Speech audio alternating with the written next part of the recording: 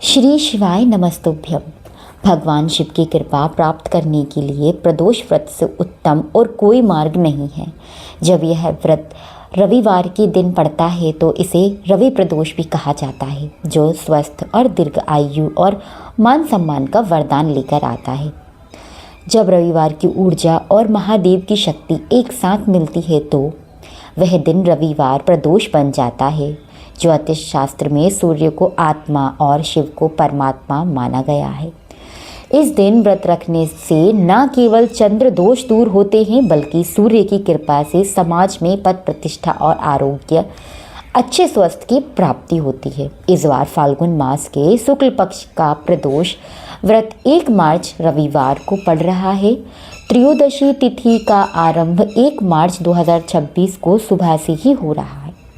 प्रदोष काल में पूजा का समय सूर्य अस्त के बाद लगभग 2 से 5 घंटे का समय सबसे महत्वपूर्ण होता है। आइए इसी के साथ हम रविवार प्रदोष व्रत की पौराणिक कथा का भी श्रवण करेंगे। तो प्राचीन काल में एक ब्राह्मण परिवार रहता था जिसकी आर्थिक स्थिति बहुत खराब थी।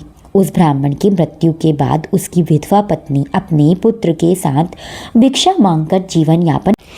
एक दिन भिक्षा मांगकर लौटते समय उसे विदर्भ देश का राजकुमार मिला, जिसके पिता राजा के शत्रुओं को मार दिया और उनका राज्य छीन लिया। ब्राह्मणी ने दयावश उस राजकुमार को अपने साथ रख लिया। कुछ समय बाद ब्राह्मणी अपने पुत्र को राजकुमार के साथ शांडिल्य ऋषि के आश्रम पहुंचा गई। वहाँ ऋषि ने उन्हें प्रदोष व्रत की महिमा बताई और व्रत करने की विधि सिखाई। ऋषि के कहे अनुसार ब्राह्मणी और दोनों बालकों ने नियम पूर्वक प्रदोष व्रत करना प्रारंभ कर दिया। कुछ समय बाद राजकुमार वन में घूम रहा था, जहाँ उसकी भेंट अशुमति नामक एक गंधर्व कन्या से हुई। गंधर्व कन्या राजकुमार पर मोहित हो गई और उसने अपने पिता को विवाह करने के लिए बुलाया।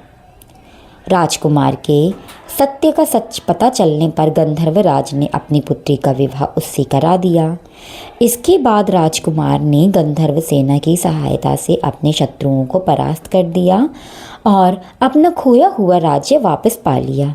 उसने ब्राह्मणी के पुत्र को अपना प्रधान मंत्री बनाया। यह सब प्रदोष व्रत की पुण्य प्रताप से ही संभव हुआ। जैसे ब्राह्मणी और राजकुमारी के दिन फिरे, वैसे ही भगवान शिव रविवार प्रदोष करने वाले हर भक्त की मनोकामना पूर्ण करे। इसी के साथ इसमें नियम भी बताया गया है। सुबह जल्दी उठकर स्नान करें और भगवान को जल अर्पित करें। पूरे दिन निराहार रहकर या फलाहार लेकर व्रत का संकल्प लें।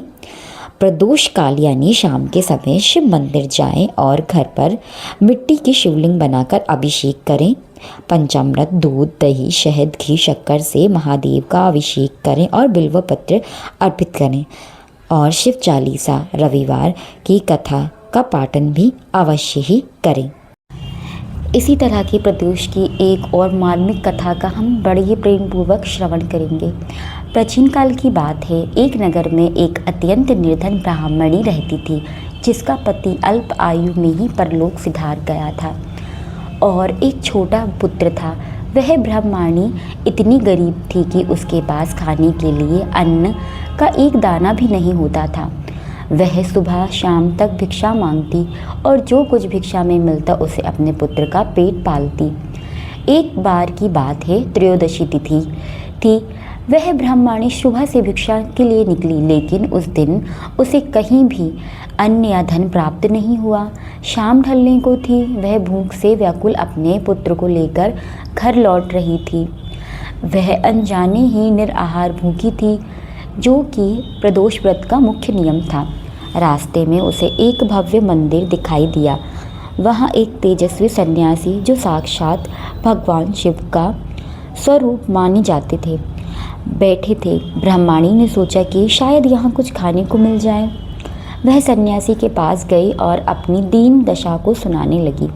सन्यासी ने उसकी ओर करुणा भरी दृष्टि से देखा और कहा, हे पुत्री, आज प्रदोष काल है। इस समय महादेव कैलाश पर प्रसन्न मुद्रा में नृत्य करते हैं। यदि तू आज के दिन महादेव की शरण ले ले तो तेरी 7 पीढ़ियों की दरिद्रता समाप्त हो सकती है। ब्राह्मणी के पास चढ़ाने के लिए कुछ फूल फल मिष्ठान थे। सन्यासी ने कहने पर उसने मंदिर के कोने में पड़े एक पुराने लोटे में जल भरा और पास के जंगल में बिल्व पत्र तोड़ लाई। उसने सच्चे मन से शिवलिंग पर जल अर्पित किया और भूख से निढाल होने के बाद भी उसने पूरी रात में जागरण किया और शिव का नाम जाप करती रही। कथा के अनुसार उस रात महादेव ने उस ब्राह्मणी के पुत्र को स्वप्न में दर्शन दिए और एक गुप्त स्थान के बारे में बताया जहां पूर्वजों से गड़ा हुआ खजाना छिपा था। अगले दिन जब बालक ने उस स्थान की खुदाई की तो उसे स्वर्ण मुद्रा से भरे घड़े मिल गए। उस ब्राह्मणी की दरिद्रता सदा के लिए समाप्त हो गई। उसने उस धन से एक विशाल शिव मंदिर बनवाया और जीवन भर प्रदोष व्रत का पालन किया। अंत में वह संदेह शिवलोक को प्राप्त हुआ। यह कथा स्पष्ट कराती है कि महादेव भोलेनाथ